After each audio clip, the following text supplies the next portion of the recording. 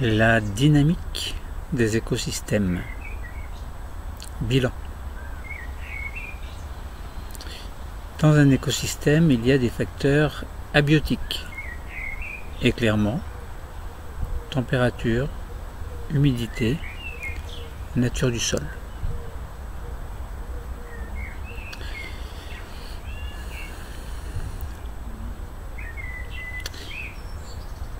Dans un écosystème dynamique, il y a un réseau trophique et un flux de matière. Si on part de l'énergie solaire, et grâce à la photosynthèse, le dioxyde de carbone, qui provient de la respiration cellulaire et des fermentations, est transformé en matière organique, avec libération de dioxygène également. La photosynthèse permet de produire de la matière verte, par exemple les feuilles, les herbes. On parle de producteurs primaires. Ces producteurs primaires peuvent se dégrader et être transformés par des décomposeurs. Mais ces producteurs primaires peuvent être mangés par des consommateurs primaires. Ces consommateurs, donc on parle d'herbivores.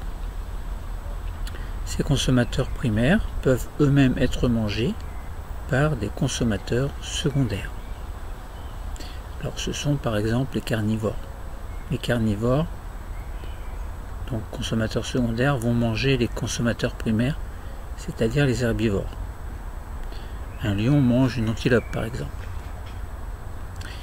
Et il peut y avoir, et il y a presque à tous les coups, dans l'écosystème, donc un consommateur tertiaire, entre guillemets, qui va manger les consommateurs secondaires et les consommateurs primaires. Alors bien entendu, ces consommateurs primaires, secondaires, tertiaires et ces producteurs primaires vont pouvoir être décomposés à leur mort, par exemple, par des décomposeurs qui peuvent se trouver dans le sol. Alors, que ce soit les décomposeurs, les producteurs primaires, les consommateurs, quels qu'ils soient, ils font toujours ce que l'on appelle la respiration cellulaire, c'est-à-dire l'oxydation du glucose pour pouvoir produire de l'énergie.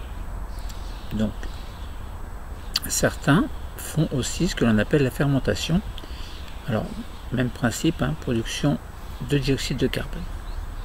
La respiration et fermentation produisent et libèrent de l'énergie avec la respiration cellulaire qui est beaucoup plus rentable que la fermentation.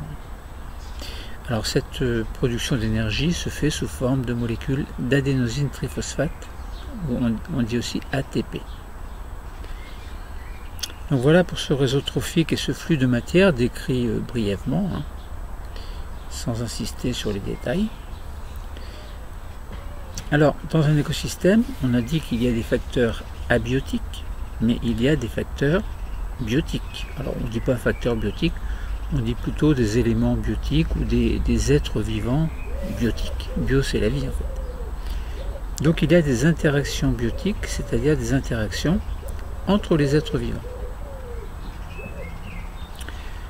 Alors, on peut avoir, outre ce que l'on a dit tout à l'heure, donc concernant les producteurs primaires, les consommateurs, etc., on peut avoir donc des interactions négatives ou positives. Par exemple, le parasitisme est une interaction biotique négative qui va profiter à l'un des êtres vivants, mais pas à l'autre. La prédation également. Alors, on parle souvent de prédation en pensant à un consommateur qui va manger, par exemple, imaginons un lion qui mange une antilope. Donc on pense à la prédation, mais on ne pense pas que la prédation peut se faire aussi par les herbivores vis-à-vis de la végétation. Donc la prédation, c'est aussi bien, ça concerne aussi bien les carnivores ou les omnivores que les herbivores. Donc la prédation, donc ça joue sur les deux tableaux. On peut avoir une symbiose aussi.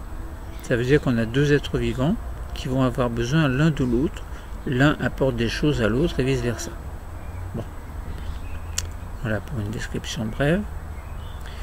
Alors, avec le temps, donc il y a dans un écosystème, parce que l'écosystème tel qu'il est, il s'est formé. Avant de se former, il n'existait pas. Et il y a une succession végétale en partant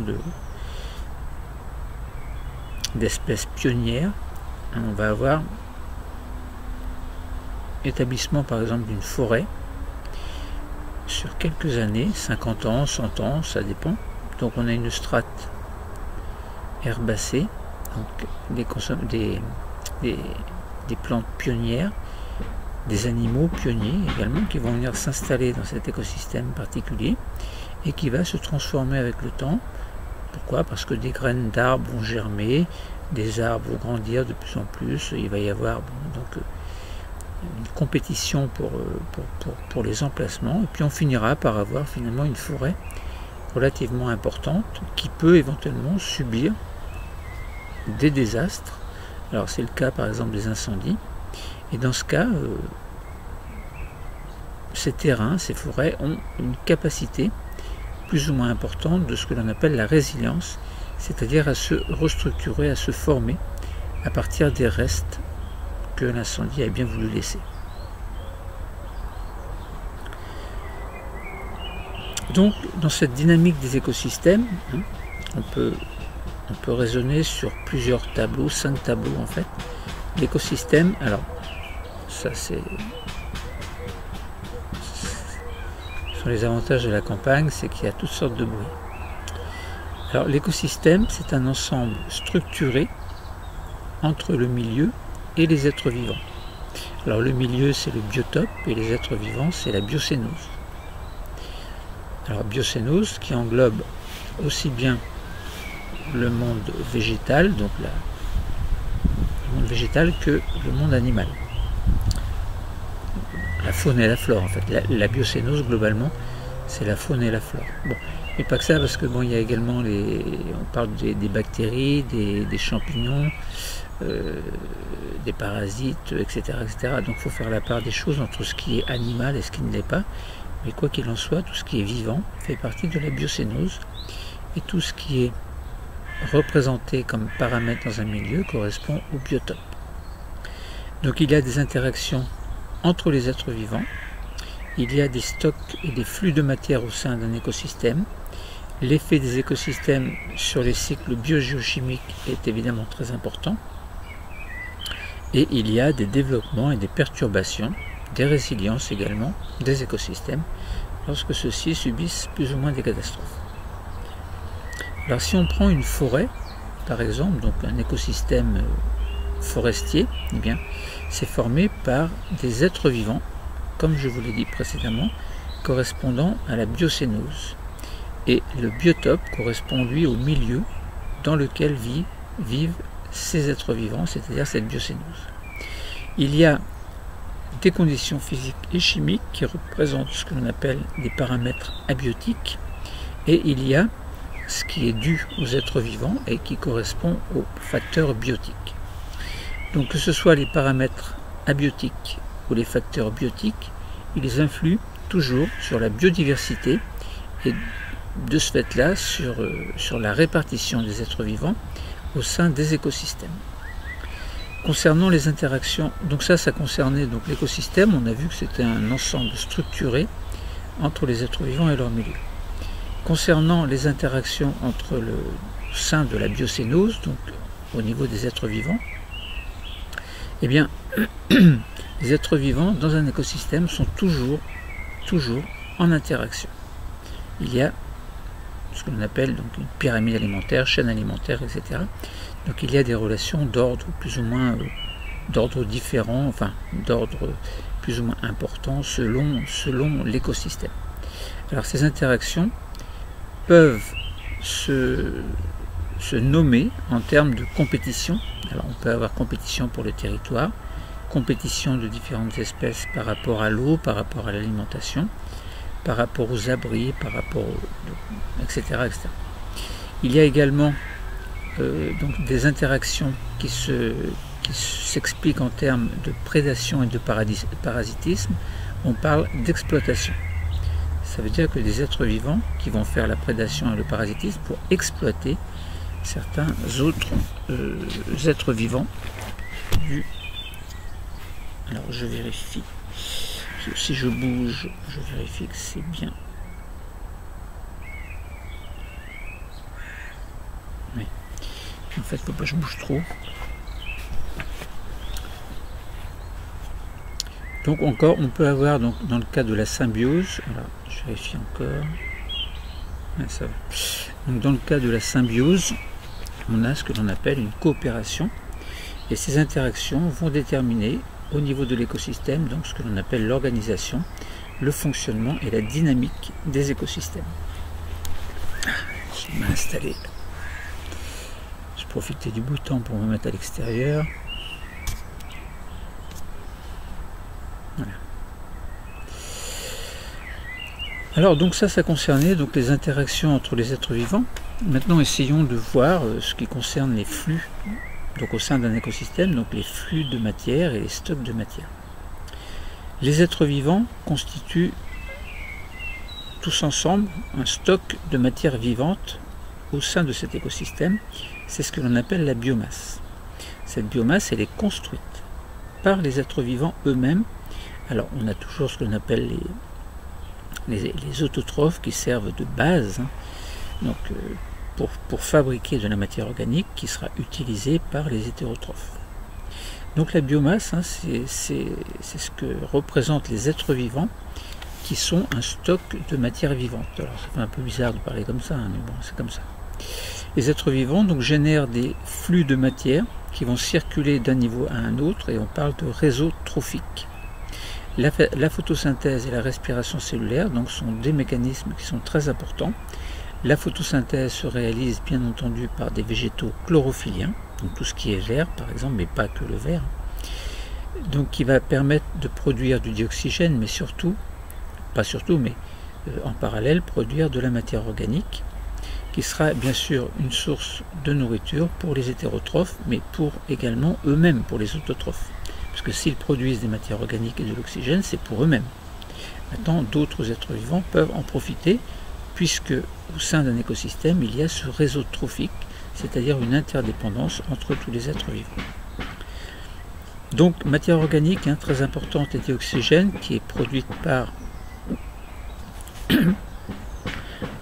les végétaux chlorophylliens, donc ils sont bien entendu pour les hétérotrophes une source de nourriture, et pour les autotrophes aussi. La respiration cellulaire des êtres vivants et la décomposition de la matière organique vont assurer ce que l'on appelle le recyclage de la matière.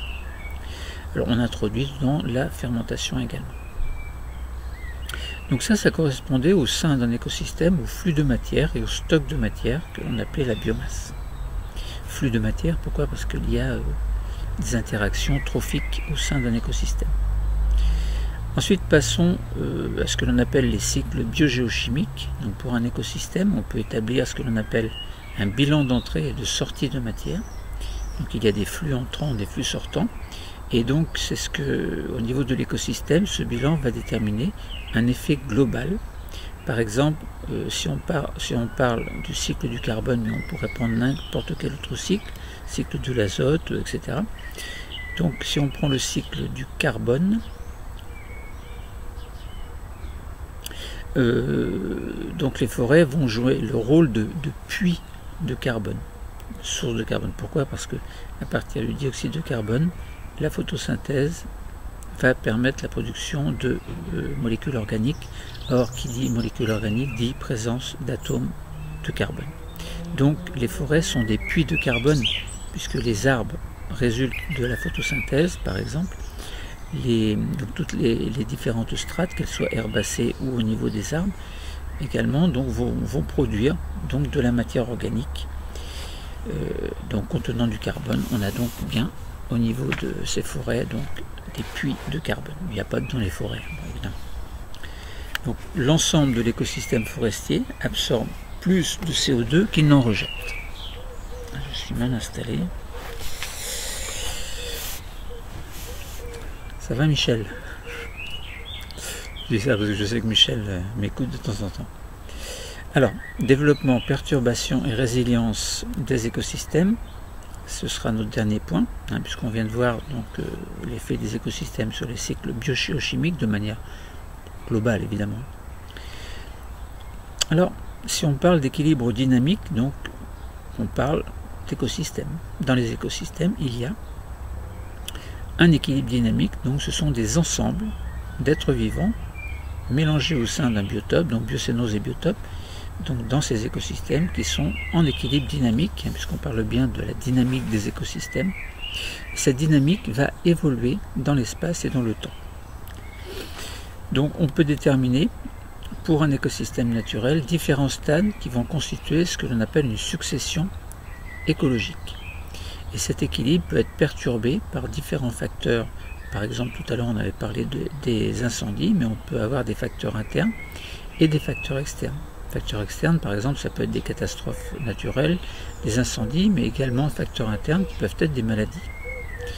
Bon, donc il y a beaucoup de facteurs qui peuvent intervenir au sein de la dynamique des écosystèmes, donc au sein de cette succession écologique qui va faire que cette dynamique est bien réelle et n'est jamais stable dans l'espace et dans le temps. Donc les écosystèmes ont souvent une capacité de ce que l'on appelle la résilience, c'est-à-dire l'écosystème peut retrouver un équilibre. Alors pas forcément l'équilibre avant la catastrophe, mais un équilibre en tout cas peut-être nouveau, voilà, qui peut peut-être plus s'adapter à certaines situations catastrophiques. Ces écosystèmes ont néanmoins une certaine fragilité et peuvent être perturbés de façon irréversible. Évidemment, si on exagère un petit peu trop les choses, ça veut dire que l'écosystème va disparaître. Donc si on détaille encore un petit peu plus cette dynamique des écosystèmes, en fait, l'écosystème, on a dit que c'est un ensemble qui est formé par ce que l'on appelle le biotope et la biocénose. Alors biotope, vous avez compris, ce sont tous les paramètres physico-chimiques, et biocénose, vous avez compris, ce sont les êtres vivants qui vont occuper ce biotope et qui sont associés en communauté que l'on appelle la biocénose. Ces écosystèmes doivent être préservés par une bonne connaissance scientifique de leur fonctionnement, et l'exemple des écosystèmes forestiers est un exemple courant que l'on utilise puisqu'il y a beaucoup de forêts autour de nous. Enfin bon, ça dépend où vous habitez évidemment. Mais... Donc l'écosystème forestier permet de comprendre l'organisation et la dynamique des écosystèmes au sein de ce biotope et de cette biocénose. Il y a des principes qui vont régir ces écosystèmes et qui peuvent être étendus à d'autres écosystèmes de la planète. Alors, essayons de comprendre donc au niveau de cette forêt, comment elle est structurée. On parle d'organisation structurale, horizontale et verticale évidemment. Donc les forêts ont une structuration verticale. Il y a des arbres, il y a des paramètres abiotiques, etc. Et on peut facilement distinguer plusieurs niveaux au-dessus du sol. Il y a par exemple donc tout ce qui est au pied des arbres, admettons, ça peut être de la mousse, ça peut être des fougères, des champignons, qui forment quelques centimètres de hauteur, bon, qui ne sont pas très hauts. Ça forme une première strate que l'on appelle la strate herbacée, qui va être composée par des germinations de jeunes de chênes, de hêtres, de bouleaux, etc., etc. Donc ça peut atteindre, donc cette strate herbacée, elle peut atteindre 1 mètre, et puis il y aura une strate ensuite au-dessus, qui sera une strate arbustive qui peut aller jusqu'à entre 1 mètre et puis 7 mètres, et puis au-dessus on a la strate qui est arborée. Horizontalement, la forêt n'est pas homogène, donc il y a certaines zones où il y a des zones où il y a beaucoup d'arbres, des zones où il y a moins d'arbres. D'autres dominent comme les buissons, les clairières, les arbres morts, etc. Donc certaines espèces vont pousser principalement à certains endroits. Par exemple, dans une clairière, on va pouvoir trouver beaucoup de ronces. Les ronces, et puis des bouleaux qui vont commencer à pousser, puisqu'ils sont souvent les premiers à arriver lorsqu'il y a, imaginons on fait une coupe rase d'une forêt, mais les premières plantes à pousser sont souvent des bouleaux, enfin ça dépend dans les forêts tempérées en tout cas, dans nos forêts. Bon, il n'y a pas que ça, hein. Je prends l'exemple du bouleau, mais il n'y a pas que le bouleau. Bon. Donc il y a des zones où il y a des grands arbres et d'autres où il y a plutôt des buissons et d'autres encore où il y a plutôt des clairières. Il y a également, lorsque les arbres vont subir, lorsqu'ils meurent en fait, hein, soit, alors ça peut être par la foudre, ça peut être parce qu'il y a une tempête, etc. Ça peut être dû à un incendie. Donc il y a des arbres qui sont morts, qui vont favoriser le développement de certaines espèces, par exemple des larves qui vont s'insérer dans les écorces, etc.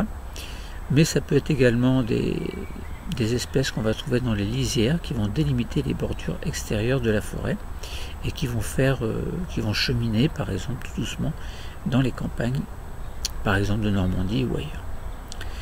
Donc, dans un écosystème forestier, bien entendu, la particularité, c'est qu'il y a des arbres. Et ces arbres vont structurer cet écosystème, donc cette biocénose, ce biotope, et vont conditionner donc le fonctionnement particulier de cet écosystème. Il va y avoir bien entendu dans cet écosystème forestier donc un équilibre dynamique qui s'installe dans l'espace et dans le temps. Alors les arbres, évidemment, sont des paramètres biotiques, mais qui vont influencer des paramètres abiotiques. Voilà. Entre un jeune arbre qui vient juste de germer et puis l'arbre qui fait 30 mètres de hauteur, il y a une différence entre les deux. Parce que l'arbre qui fait 30 mètres de hauteur va pouvoir très bien va empêcher le sol de recevoir beaucoup de lumière. Alors qu'un jeune chêne, par exemple, qui pousse, qui commence à pousser, même s'il a besoin de beaucoup de lumière, il ne va pas couper la lumière aux autres êtres vivants. Bon, voilà, c'est un exemple. Donc ça veut dire que tous ces arbres qui constituent l'écosystème forestier vont modifier le biotope et par conséquent également les paramètres donc ces paramètres abiotiques et donc ces paramètres biotiques en relation justement avec ces arbres. Donc ces paramètres abiotiques vont influencer donc cette biocénose au niveau de la répartition, au niveau de leur territoire en fait. Donc les arbres sont responsables de ce que l'on appelle un microclimat au sein de la forêt. Alors ils filtrent la lumière qui va pénétrer jusqu'au sol et va réguler, donc ces arbres vont réguler la température et réguler également la quantité d'eau qui sera plus ou moins importante selon qu'il a plu, selon la saison, selon l'humidité, etc. Dans une forêt tempérée où il y a donc des arbres qui perdent leurs feuilles, donc on dit une forêt caducifoliée, donc ce sont des arbres qui perdent leurs feuilles en automne en fait. Donc les arbres participent au contraste des conditions saisonnières, puisqu'on sait que en été, par exemple, il y a beaucoup de feuillage qui se met en place au printemps, qui s'intensifie à la fin du printemps. Le feuillage est bien verdoyant à l'été, et puis à l'automne, évidemment, les feuilles vont commencer à tomber, par exemple au mois de septembre, octobre, et puis lorsqu'on arrive au mois de novembre, pratiquement tous les arbres, donc les arbres à feuilles caduques, donc pratiquement tous ces arbres ont perdu leurs feuilles. Donc il y a des contrastes qui sont imprimés entre guillemets par ces arbres donc sur un espace particulier correspondant à cet écosystème. Donc il y a des espèces qui sont moins tolérantes à l'ombre, par exemple, qui vont pouvoir se développer en lisière ou au début du printemps avant la pousse des feuilles des arbres. En revanche, les espèces qui sont tolérantes à l'ombre pourront se développer sous un couvert végétal dense. C'est le cas par exemple du hêtre. Alors, comment fonctionne en fait un écosystème forestier? Alors il existe donc les réseaux trophiques, les interactions entre les organismes. Il existe donc des flux au niveau du cycle biogéochimique, donc des stocks de matière et des flux de matière. Essayons de parler au niveau des organismes, donc quelles interactions on peut trouver au niveau de ces organismes. Donc les êtres vivants, bien entendu, donc cette biocénose, au sein de la biocénose, il y a des interactions permanentes dans l'espace et dans le temps. certaines interactions ont des effets bénéfiques pour l'un des partenaires au détriment de l'autre, et des interactions qui vont avoir des effets bénéfiques pour les deux partenaires. Bon, ça dépend évidemment. Donc ces interactions sont très diverses, donc ces interactions biotiques sont très diverses, et on peut les étudier, on peut étudier leurs effets, qu'ils soient négatifs ou positifs, sur les partenaires, donc sur l'un ou l'autre ou sur les deux. Il y a tout d'abord ce que l'on appelle la compétition, qui va se manifester au sein, donc entre des individus d'une même espèce ou entre des individus d'espèces différentes. Par exemple, lorsque les individus exploitent la même ressource, que ce soit la lumière, l'eau, etc., ou le même espace, eh bien cette compétition a des effets sur la biodiversité de l'écosystème. Par exemple, la compétition pour la lumière. Donc peut provoquer la réduction du nombre de jeunes arbres ou une modification de la forme des arbres. Bon, ça c'est une première chose. Dans un écosystème forestier, eh bien, cette compétition va pouvoir aboutir à un équilibre qui sera plus ou moins stable entre les espèces, ou bien éliminer une espèce, par exemple au cours d'une succession végétale.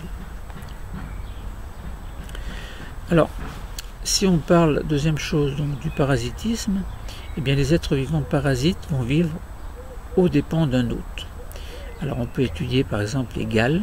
Certains insectes parasites vont déposer leurs œufs sur une zone d'arbre, et en réaction, cet arbre va produire quelque chose qui s'appellera la gale. C'est une espèce de structure qui va protéger en fait le parasite. Les larves vont ensuite se nourrir du végétal, et tout au long de leur développement, les parasites vont utiliser certaines ressources de leur hôte et vont les affaiblir sans forcément provoquer leur mort. Troisième chose, donc après la compétition et le parasitisme, c'est la prédation. Nous verrons ensuite la symbiose. Symbiose plutôt action positive. La prédation, eh bien, comme on avait dit, on a un prédateur qui peut être aussi bien un herbivore, prédation par rapport aux végétaux, ou un carnivore, prédation par rapport à un herbivore par exemple. Donc un prédateur, c'est un organisme qui est libre, c'est un organisme qui est libre. Alors je vérifie que tout est bien.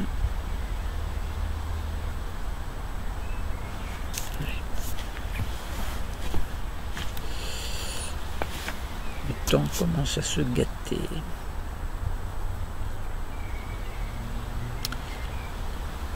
Alors, donc je vous disais que la prédation, c'est un organisme qui est libre, qui va se nourrir aux dépens d'un autre. Par exemple, une biche va manger de l'herbe, ou des petits bouts de ronces, ou différentes herbes.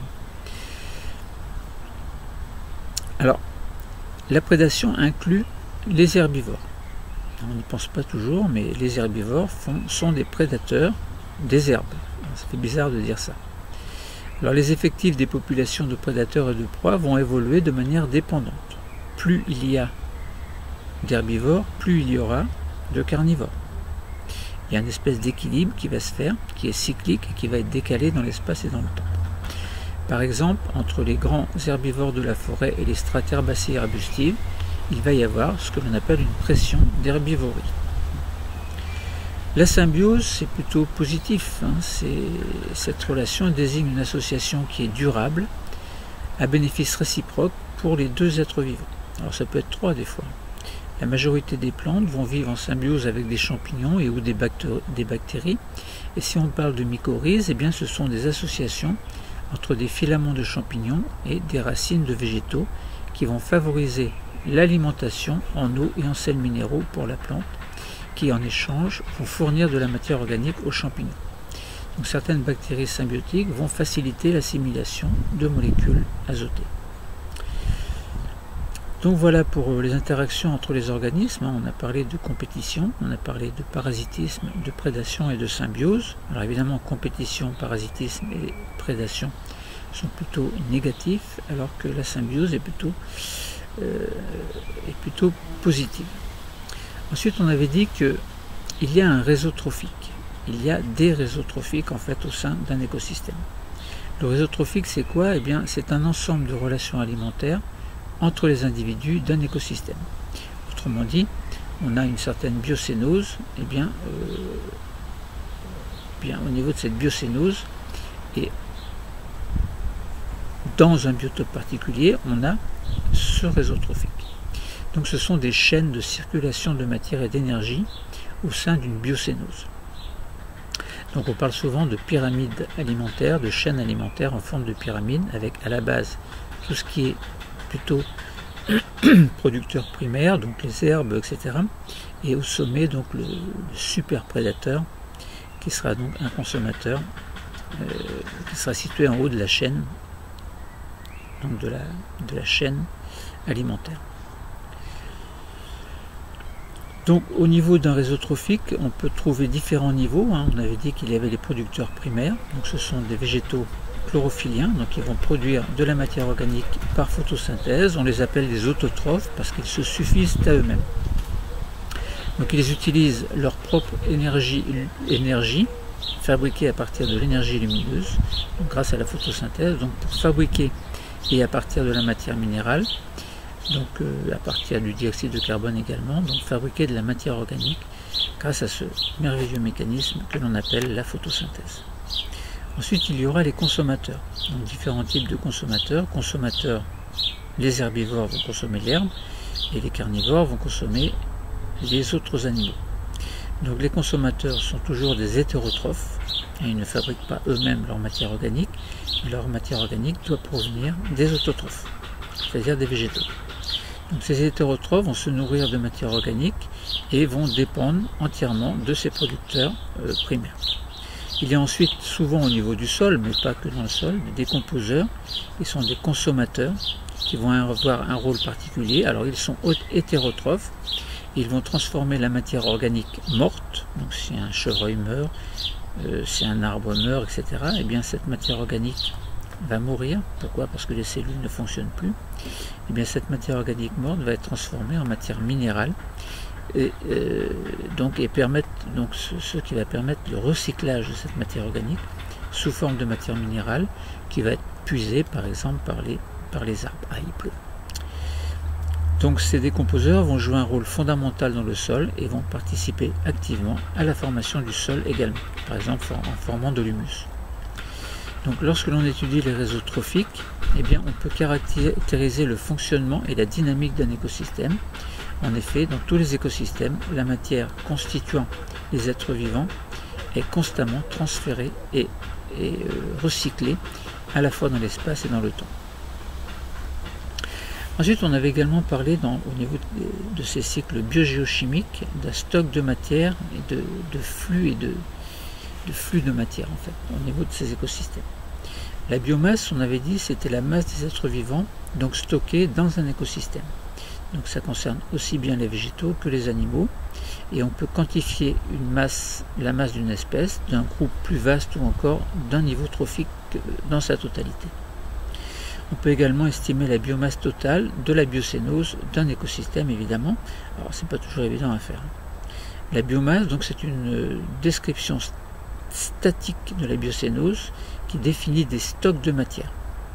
Par exemple, si on compte 100 biches, ça va correspondre à tant de kilos et tant de matière organique dans cette matière vivante, par exemple. On peut faire la même chose pour les arbres ou pour les végétaux, etc. Donc les différents compartiments d'un écosystème ne sont pas indépendants les uns des autres, mais ils échangent de la matière et de l'énergie et sont donc liés par des flux. Donc il y a des flux de matière, mais également des flux d'énergie. Donc ces flux de matière entre les compartiments, par exemple flux de matière concernant le carbone, l'eau ou l'azote, permet d'établir des bilans d'entrée et de sortie de matière. Si on prend l'exemple du cycle du carbone dans un écosystème, il comprend donc des flux de matière organique qui vont circuler d'un niveau trophique à un autre.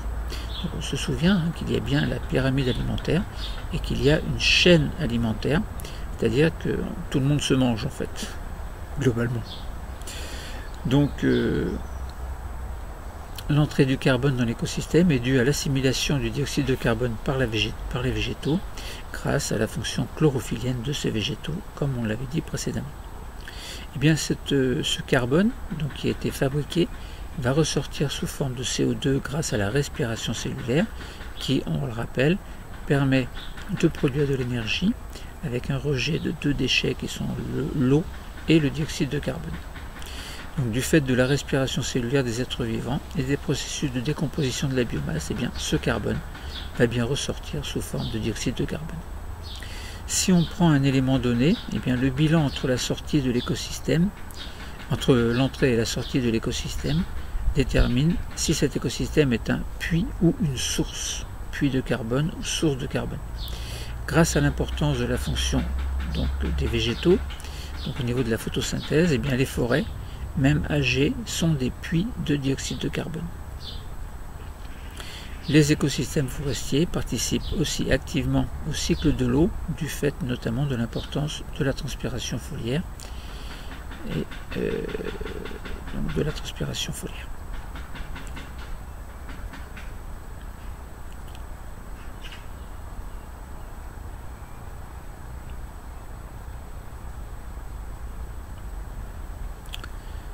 Alors, donc on a dit stock de matière, flux de matière et cycle biogéochimique, hein, les réseaux trophiques et les interactions entre les organismes, hein, c'est ce que nous avons vu. Donc ça concernait le fonctionnement d'un écosystème forestier.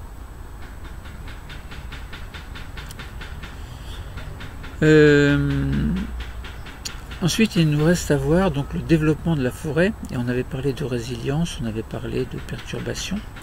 Mais les écosystèmes ne sont pas des entités stables et figées, mais il existe ce que l'on appelle une dynamique. C'est pour ça qu'on a étudié la dynamique des écosystèmes. Donc là, on parle de développement de la forêt, de perturbation et de résilience en termes de dynamique, de dynamisme.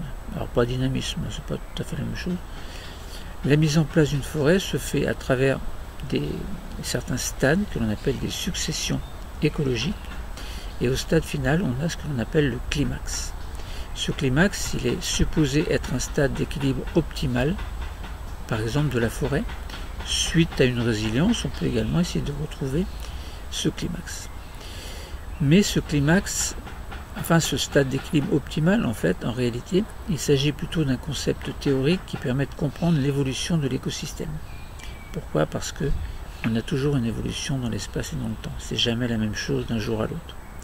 Donc chaque stade au niveau de cet écosystème n'est pas stable, et à tout moment les êtres vivants présents vont modifier les conditions de vie et donc les conditions d'installation et de développement des êtres vivants.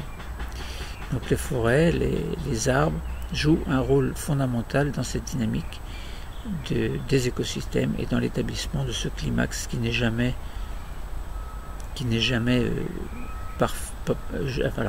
pas parfait, mais qui n'est jamais en équilibre parfait. Ça veut dire que l'équilibre n'existe pas en fait. C'est simplement une tendance à l'équilibre. D'autant plus qu'il y a souvent des perturbations qui sont des événements qui vont modifier la biocénose et le biotope, donc modifier la structure, la composition et le fonctionnement de cet écosystème particulier.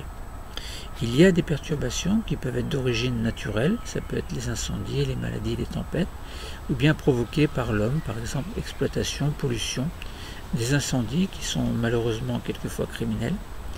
Et donc ces perturbations vont modifier de manière plus ou moins importante l'écosystème, ça peut être la chute des arbres par exemple, ou bien de manière beaucoup plus importante, ça peut être à ce moment-là carrément la disparition de la forêt suite à une grosse tempête ou à un immense incendie, quoique suite à un incendie, bon, on a une résilience qui permet d'obtenir un climax, peut-être pas le même qu'au départ, mais un climax relativement stable. La résilience d'un écosystème va désigner sa capacité à revenir plutôt naturellement à son état initial après une perturbation, mais on sait bien que c'est jamais la même chose qu'au départ. Donc il y a un état, il y a une catastrophe, une tendance à la résilience, mais on ne retrouve pas les conditions que l'on avait au départ.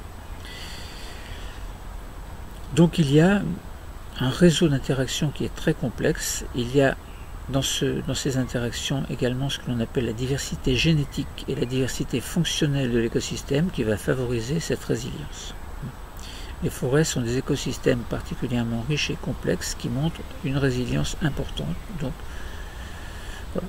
Ces perturbations, toutefois, peuvent être irréversibles si elles sont trop fortes ou répétées un peu trop souvent.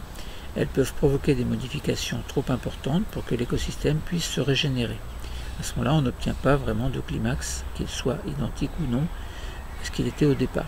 Donc on peut avoir un nouvel équilibre qui se crée, mais dans le sens où on ne retrouve pas une forêt, par exemple, là où la forêt a disparu. Alors que quelquefois, cette résilience permet de retrouver la forêt, d'autres fois non. Donc on peut très bien avoir un autre écosystème qui va remplacer l'écosystème de départ.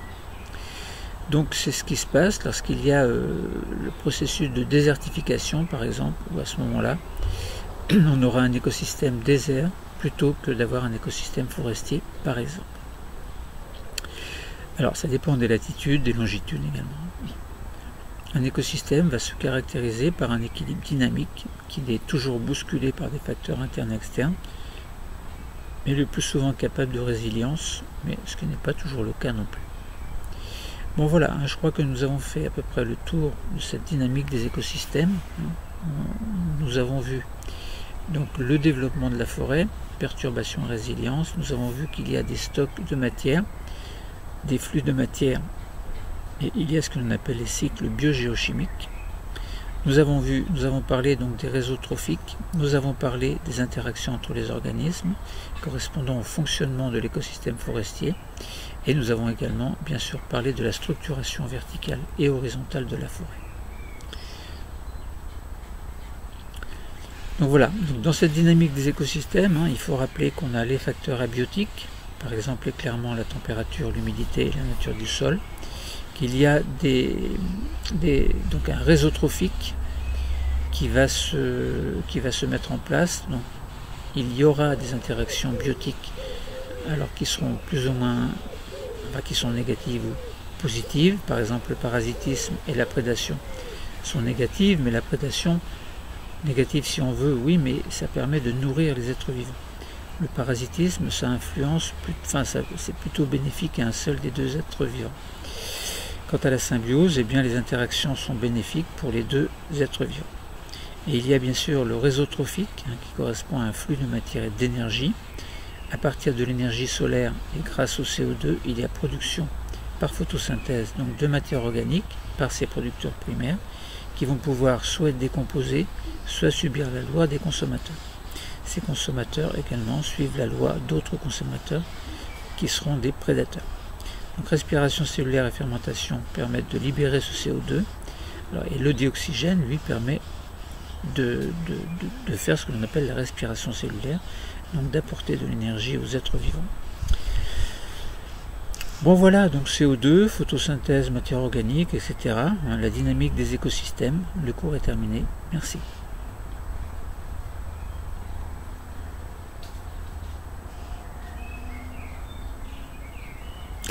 Je suis sur Pepper.